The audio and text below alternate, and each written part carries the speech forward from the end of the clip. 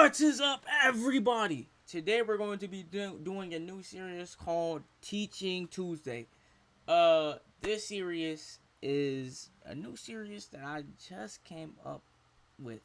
So it's gonna be Teaching Tuesday, like Taco Tuesday or whatever. Yeah, never mind. Let me not make that joke ever again. But today we're going to be reacting to strangest extinct creatures ever found. But look, bro, I don't know. Yo, I seen the thumbnail. Let me show y'all what it is, bro. Holy, bro. Look, I seen the thumbnail, bro. To become, And that shit, I don't know if that's real or not, bro. That shit to don't become fucking look fossilized real, is such an extremely rare thing Let's get started. Okay.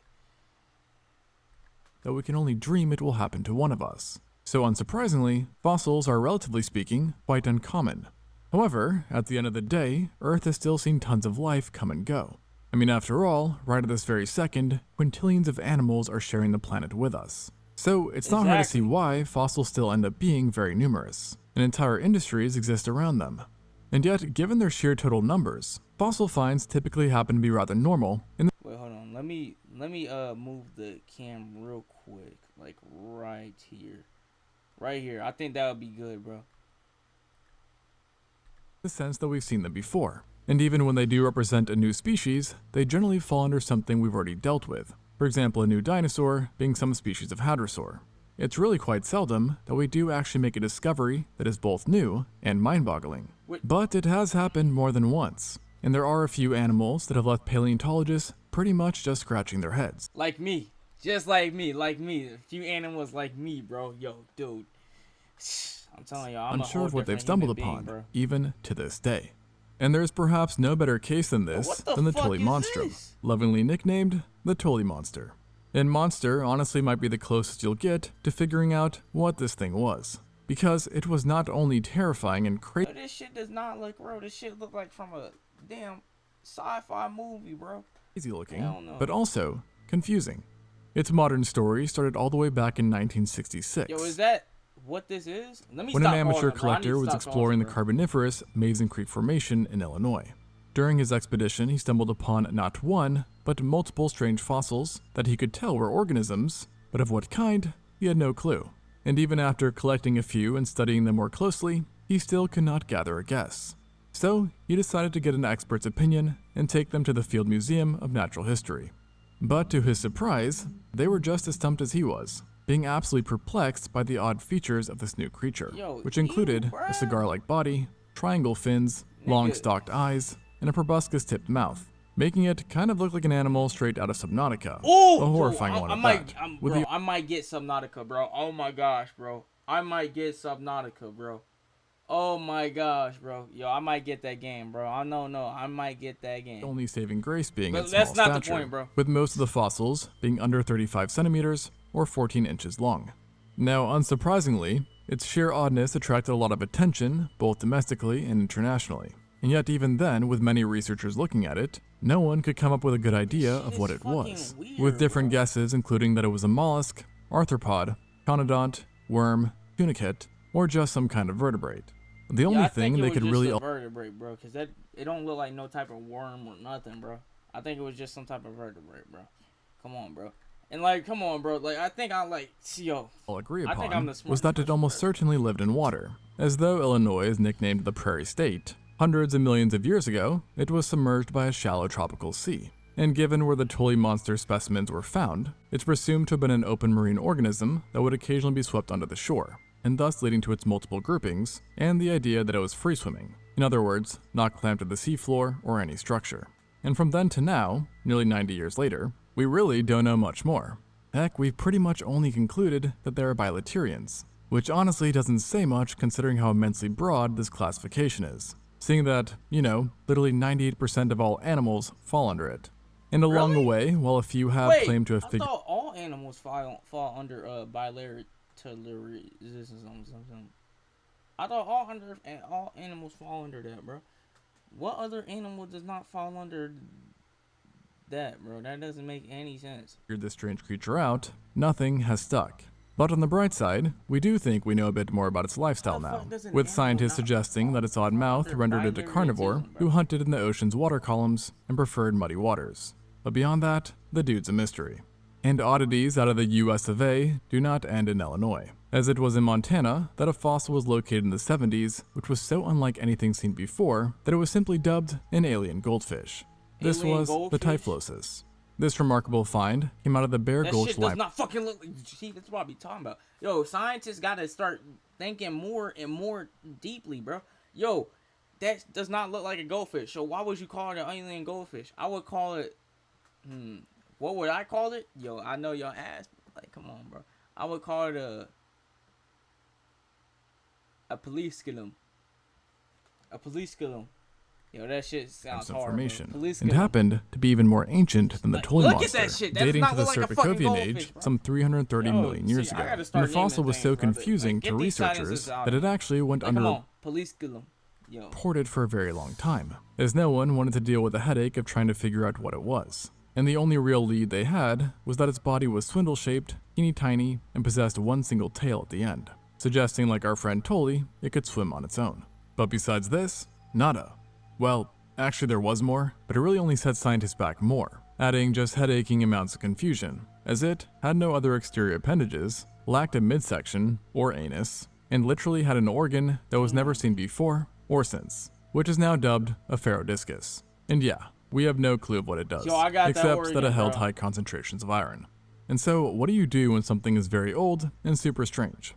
Well, you find an equally bizarre family, and then cram it in there. In this case, the conodonts, a group of jawless vertebrates found virtually everywhere. Nigga. And this claim wasn't too outlandish, as paleontologists have been— What was God making, bro? Holy, what the hell? I'm sorry, bro, but what was he making back then, bro? He was just making random stuff, bro. Literally, bro.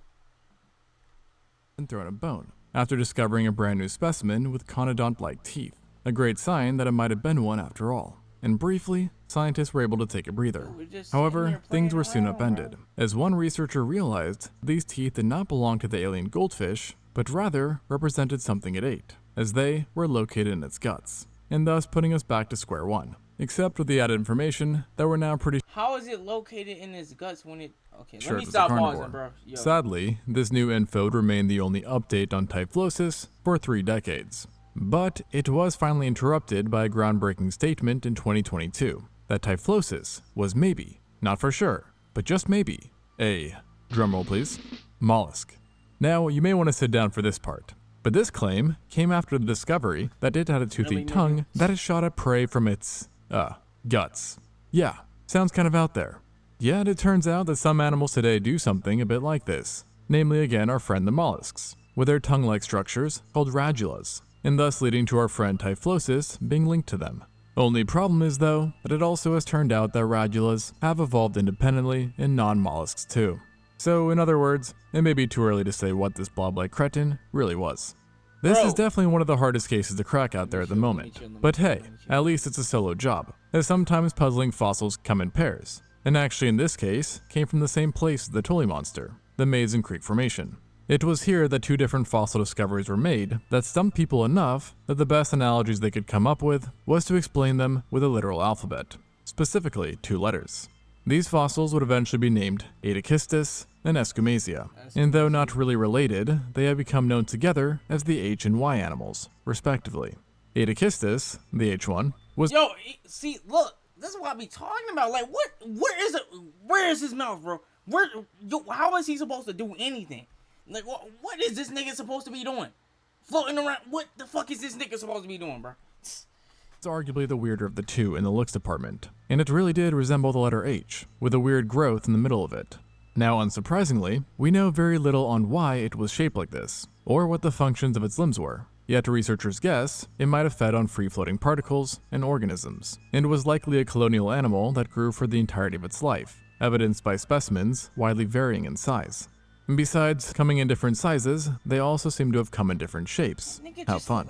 As that sack which stuck out could be circle-shaped, heart-shaped, and perhaps some other shapes. So it really depended on the specific individual.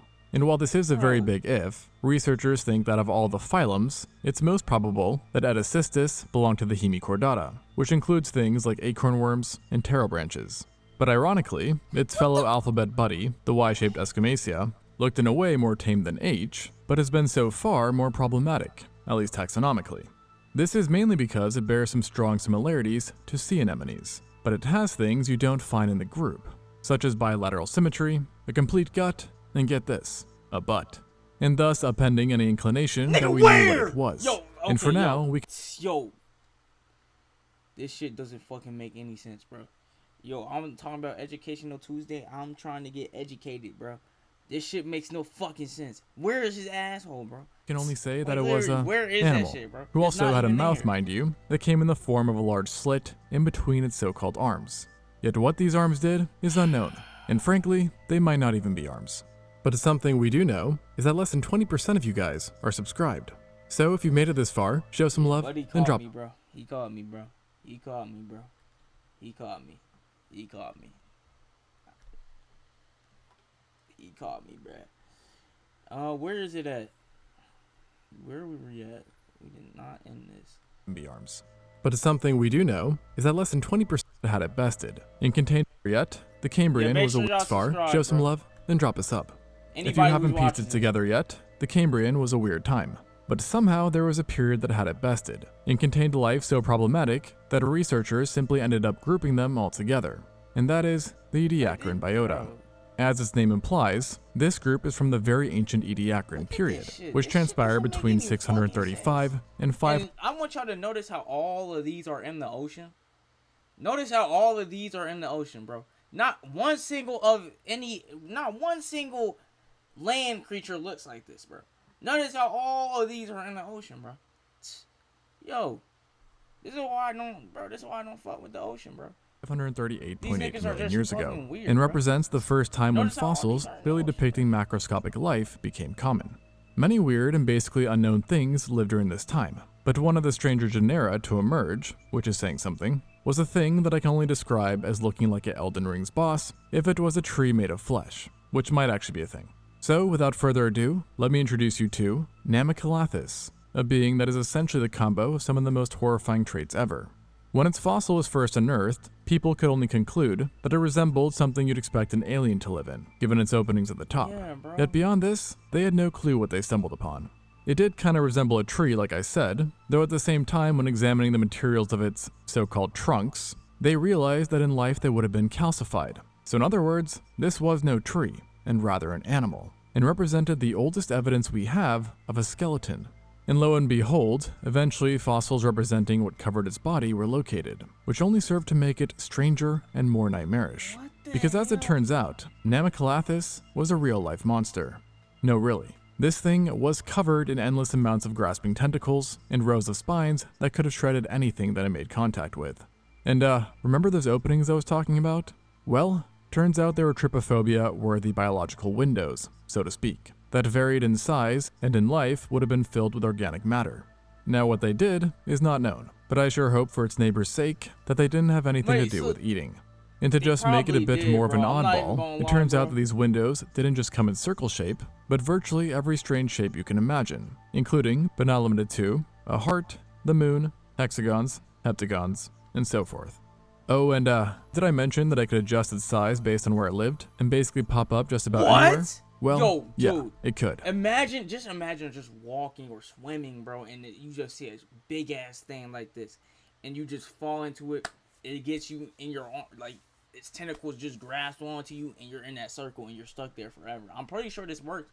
I feel like this works like a even though it's under sea. I don't know why, but I feel like this works as a Venus flytrap, bro. Though naturally, given its terrifying appearance, it did have a preference for living in the abyss. Like literally, the abyssal plains. But now to the important question. With all this said and done, what was it? Visually, one could argue it looked most like a coral, gone very, very wrong. However, in classic strange fossil fashion, a study on it found it to have been too complex to have been a coral. And so honestly, we aren't sure what it is.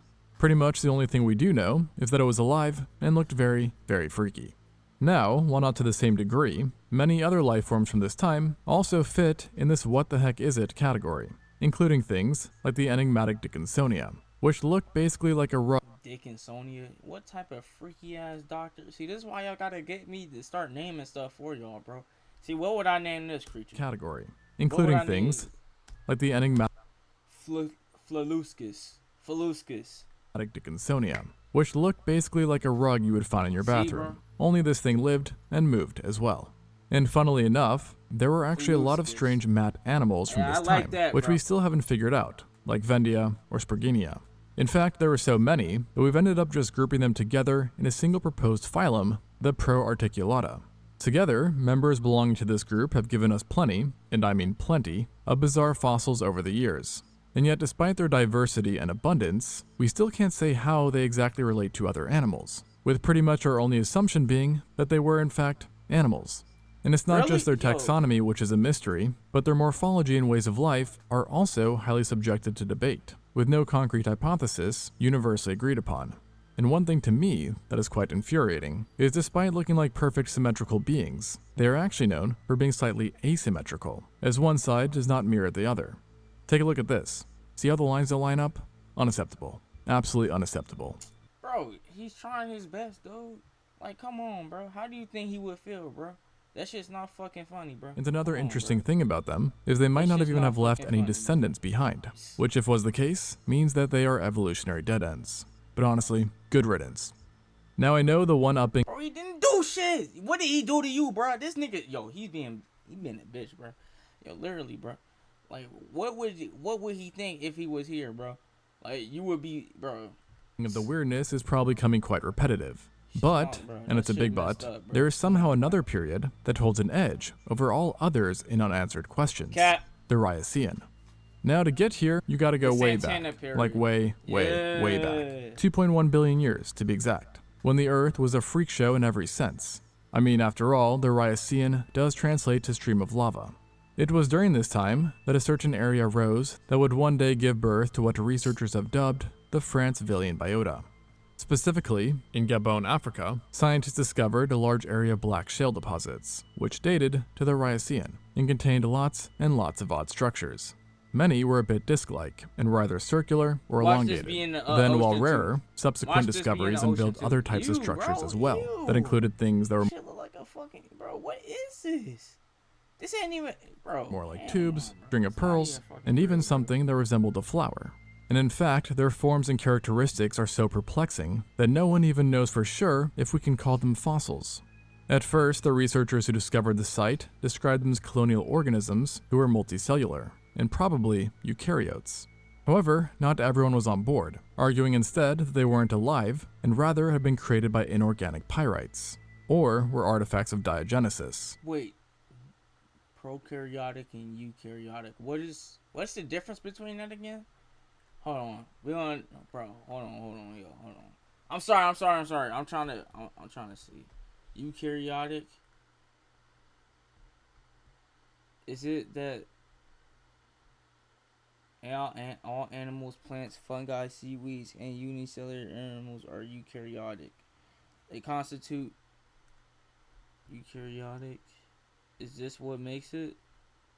That we have this, and then the prokaryotic would be plants and stuff? No, all plants, animals, and units. Wait, then what's a prokaryotic? Cell membrane. Okay, we had this. What has this? Bacteria. Bacteria has prokaryotic, right? Prokaryotic is bacteria. Or no, but it would.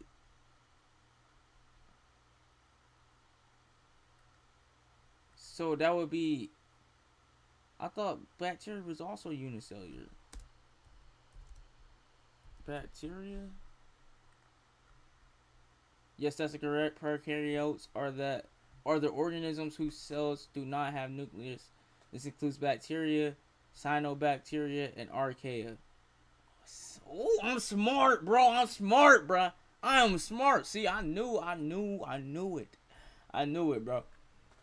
Now, the problem here was that the site was over 400 million years older than the previously known oldest example for multicellular life, so saying that they're eukaryotes is quite the claim. And honestly, studying anything 2 billion years old is exceedingly difficult, especially when trying to determine if that anything was life or not. And since its original findings, the argument has gone back and forth. However, in recent years, most studies seem to support the idea that these structures really were fossils after all, as an isotopic analysis found that they were enriched with zinc, a possible sign of eukaryotic metabolism.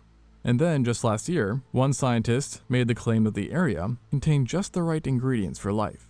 So imagine that, a find so confusing that we are only now deciding if we can truly label them as fossils. Ironically though, if it does turn out that the Francevillian biota was actually biota, we do already have some ideas on how they might have lived. Given their disc-like shape and lack of locomotion, they probably were not free swimmers, instead being planktonic organisms that relied on water columns found in shallow, hot deltas, which were actually a rarity at the time. Yo, that would fucking suck, bro. That life fucking sucks, bro. Yo, you should just, I don't even know, bro. As Earth was really lacking in land back in those days. The funny thing about this case, though, and the others I mentioned, is that while a lot of confusion has come from strange appearances, there are actually cases where the animal has caused a lot of head scratching, yet actually resembles life we are very familiar with. In other words, let me introduce you to Nectocaris.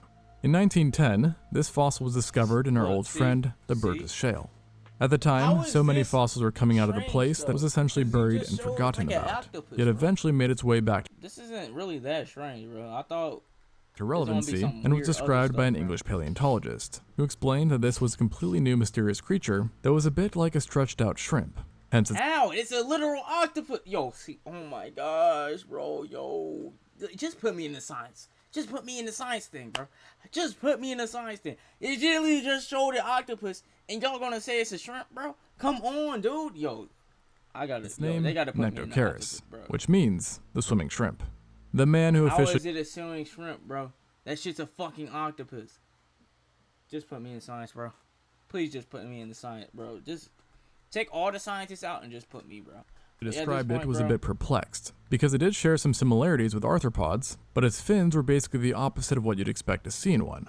And given the conflicting findings, he was unable to say what it was with confidence, and left it unclassified. But at some point, an Italian paleontologist, curious about its mysterious nature, looked over some photos of the fossils and thought that he had it all figured out, suggesting that it was a chordate, focusing on its tail, fin, and what he called its notochord, a distinctive feature found in this phylum. And this stuck pretty well, for over 20 years actually. Until, that is, some rather important news came to light. It turns out that the original fossil was no bueno.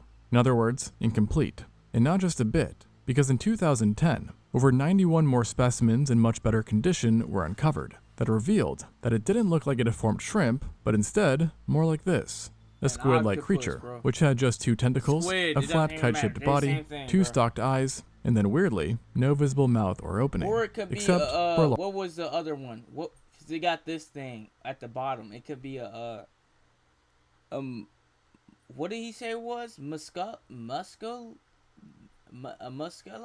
or whatever that thing is. I don't know what it's called, but it could be that, bro. Large funnel, which has been touted as a possible reversible proboscis, aka it could turn it inside out. Freaky. Anyways, seeing that it now looked a lot like a cephalopod, you would assume that the mystery was now resolved. And indeed, it was proposed that Nectocaris was a brand new cephalopod, and the first one at that, being 30 million years older than anything known previously. But of course, when there is a new answer, being 30 million... Bro, how did they get these pictures? This looks way too real. How did they get these? They went back in time to get these pictures? Yo, million years older than anything known previously. But of course, when there is a new answer, there is bound to be a new problem. In this case, its appearance went against everything we know about cephalopod evolution. Like I said, it can be a fucking... Yo, oh my god, it can be the thing that starts with an M. I forgot what it's called. Bro, what is it called, bro? Holy, what is that thing called, bro? No. Animal thing that starts with M.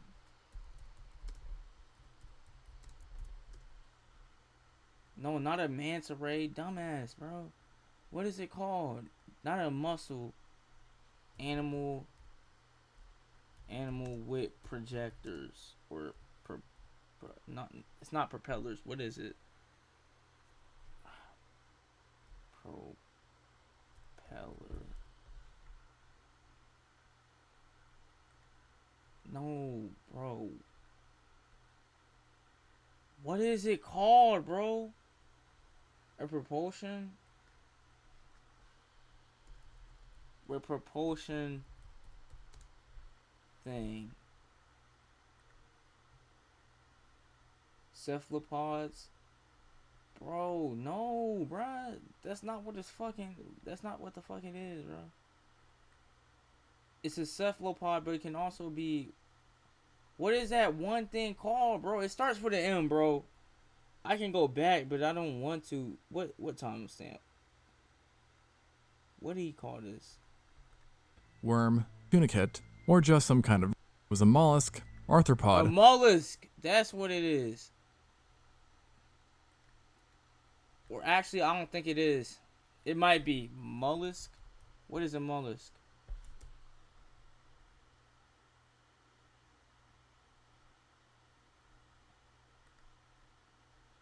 Like, it could be this shit. Because this is what that shit they use it the propellers does, bro. It could literally be that. I think I'm the smart, bro. I'm too smart. I'm too smart. Oh my god, bro. Yo, just put me, but just give me that Harvard. It could bro. turn it inside Just out. get me into Harvard, bro. Freaky.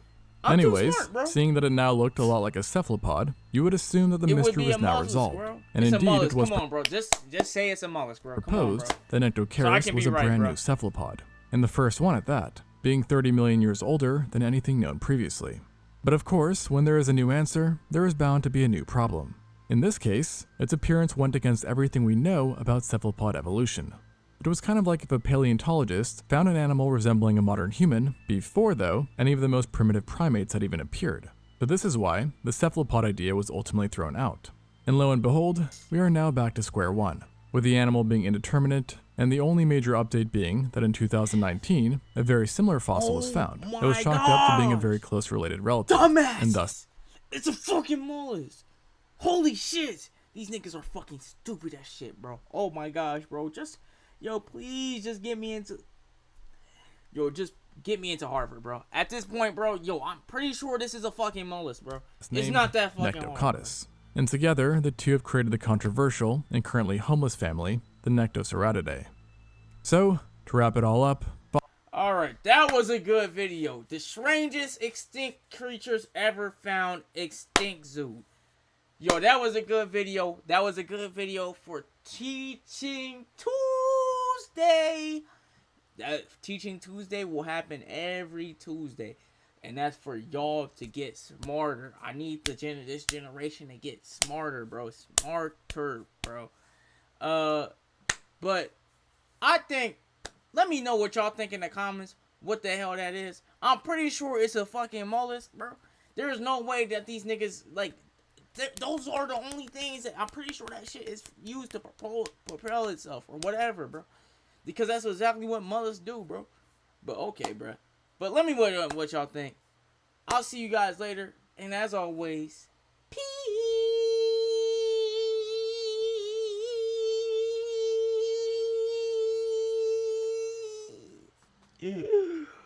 Alright. See you guys. Bye.